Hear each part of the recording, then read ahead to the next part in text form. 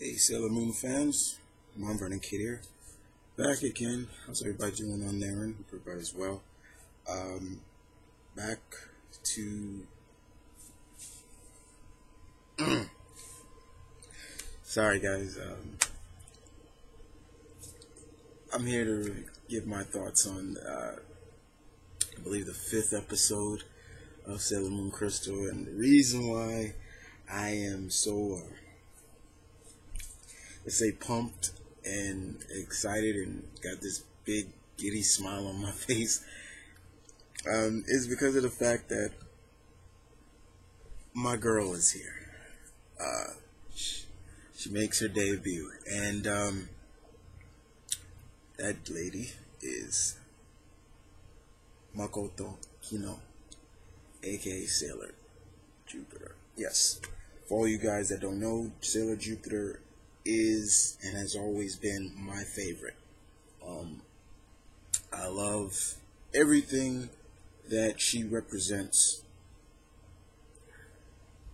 and what she represents is love, strength, beauty, courage. A lot of a lot of things that you would assume to expect, as well as respect in someone like that. So let's talk about this episode, shall we? Let's talk about episode 5. So the basis of it was really interesting. This was Sailor Jupiter's debut, so of course they're gonna kind of center the episode as they've done in the past around the debuter. But it's a rainy day, and Usagi is she's walking and kind of carefree as she's always is, and she's talking with Luna, and Luna is talking about, you got to be aware of be aware of your surroundings, things like that. And Usagi is just like, oh, Luna, oh, and then she nearly gets hit by a car, and it wasn't for Makoto to come and save her, and then she just gets up and says, be careful. And we hear that a lot in this episode. Makoto saying, be careful. And when Usagi sees her, she's just like, oh my god, she's so pretty and she smells good and things like that, and that's where this series kind of picks up right there after the intro, which I love, and that is where we enter the school, and then everybody's talking about her, and everybody sees her, and they talk about it, like whispering behind her back and Makoto's back, like, I hear she has super strength, stay away from her and things like that, kind of the whisper, like gossip stuff. You kind of respect in a high school. There's a indication of why she transferred from her last school. A lot of rumors going around. She got into a fight, blah blah blah, things like that. We don't know what the truth is, but as always, and what makes Usagi's character so well is that she can interact and just make friends with anybody, whether you're the outcast or not. And Usagi sees her and, comes over to talk to her. When she's eating lunch by herself, and she's just, oh, that looks so good. It was so big. Can I have one? And, she's like, okay. And there, oh, did you make that? And everything, and it's something that Usagi says to her that really brightens up Mokoko's face. Basically, it, like, brightens her up. It is in one point where, even before they met, Usagi once again nearly got hit by a baseball, because it was a baseball field right there, and Mokoko catches it, just throws it back at the guys, and she just says it once again, be careful. And it was fun. I enjoyed that very much. But yeah, it was a lot of fun, But like I said, others are intimidated by her because of the fact that there's rumor that she has superhuman strength, and nobody wants to approach her. But like I say, Usagi easily befriends her, and she wants to know. She tells Usagi, look, I live here, I live by myself. I need to know this town. Tell me, where's the most affordable supermarket and things like that, as well as is there an arcade around? And once Usagi says that, when she says that, Usagi's like, arcade? Okay, let's go. It takes her to the arcade, and that's where you see them playing the Sailor Venus game, and she's just natural at it, and she tells Usagi, like, it's almost like fighting somebody. You do this, you let your opponent come into, and then bam, you hit them. I was like, oh man, like, and I'm just like, that is my girl right there. That's Sashi. And Ame comes and introduces herself, and that is also where Makoko actually gets to meet the part-timer who works at the arcade. I believe his name is Motoki. And she kind of really, like, right there is we kind of get a sense of like, oh, okay, ooh, see that? You see her face? Like, look at her face. Her lights up when she saw him. And then we kind of see, basically, we find out that she looks like, Mogo looks like somebody that Makoko once knew before. Now, the situation is going on about the fact that, especially with Queen Beryl, is that they still haven't found the crystal, and they're low on energy. They need energy for their master. So basically they found this bridal shop, and they curse the mannequins and possess the mannequins to subdue grooms and kidnap them and things like that. Unfortunately, it gets kind of weird there because Motoki, he gets kidnapped by one of the possessed mannequins. Tuxedo Mask sees it, and he informs Usagi on innocence. She thinks she's dreaming, but he's not, and he takes her and, like, to where Makoto and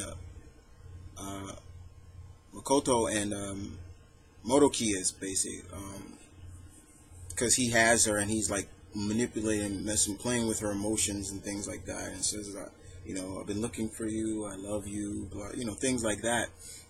And I know some people probably look at it like, Makoto, for such a strong person, willed woman, she's easily manipulated.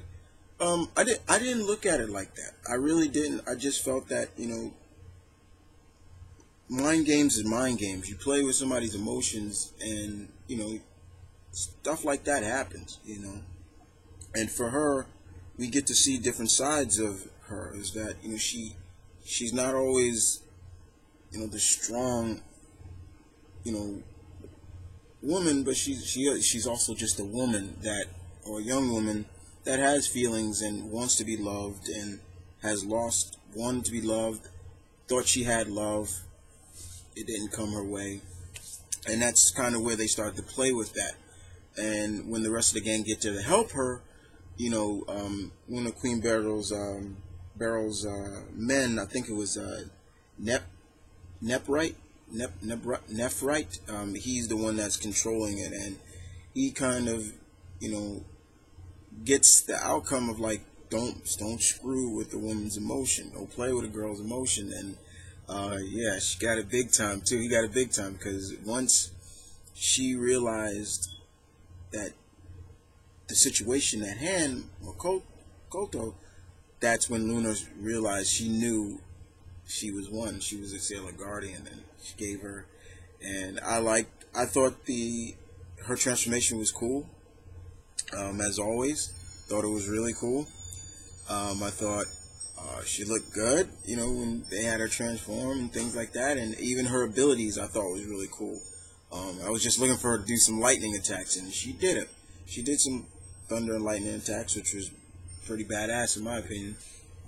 But and then when she did defeat, their opposition, she realized that she tells the gang what really went down, what happened, and she realizes, she told them the situation, that she was in love with an upperclassman, I think a senior, but he already had a girlfriend, and that kind of broke her heart, and that's why she left.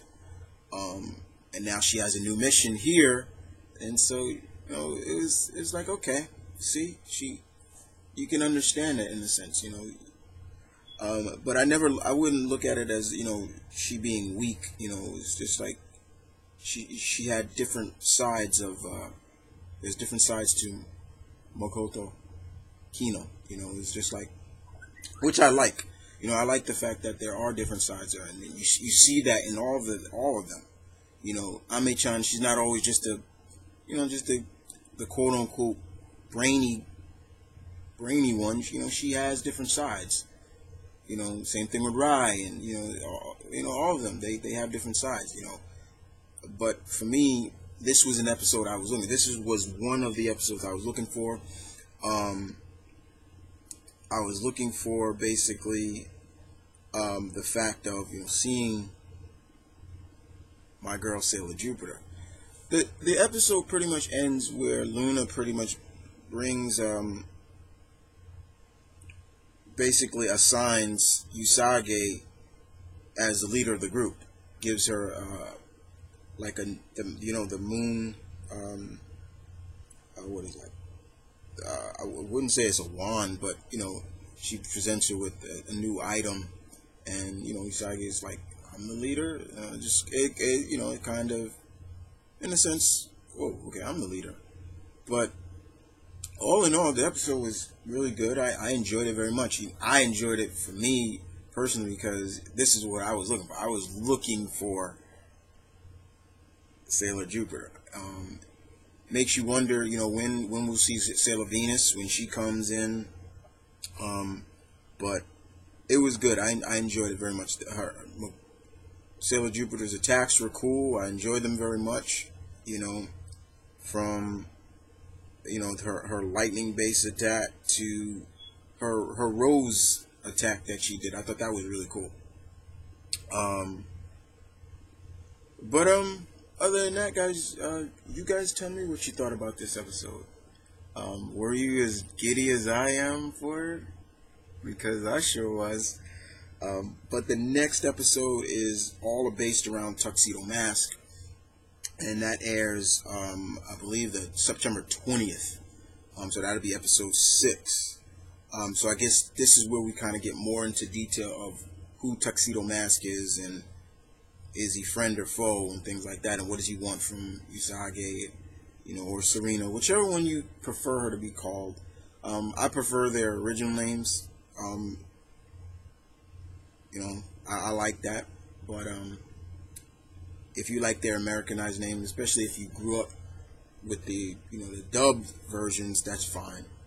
But I enjoyed this episode. Episode 5, Makoto, Sailor Jupiter, didn't really disappoint me at all. They did a very good job showcasing the different layers of her, and that's what it's all about, right? You want to see the different layers. You don't just want her to be the badass of the group, in a sense. You want to see that she has different layers, and yeah, she has different layers, and I think she represents a lot of people. She wants to be loved. She wants love. She wants to be loved. Things like that. So it was really cool. But other than that, guys, I will see you guys next time with another thought / recap review of Sailor Moon Crystal. And to all my Sailor Moon fans out there, whether you are male or female, I will catch you guys on the flip flop. Take care of yourselves. Peace and love. Stay tuned. Keep it real, guys. See you next time.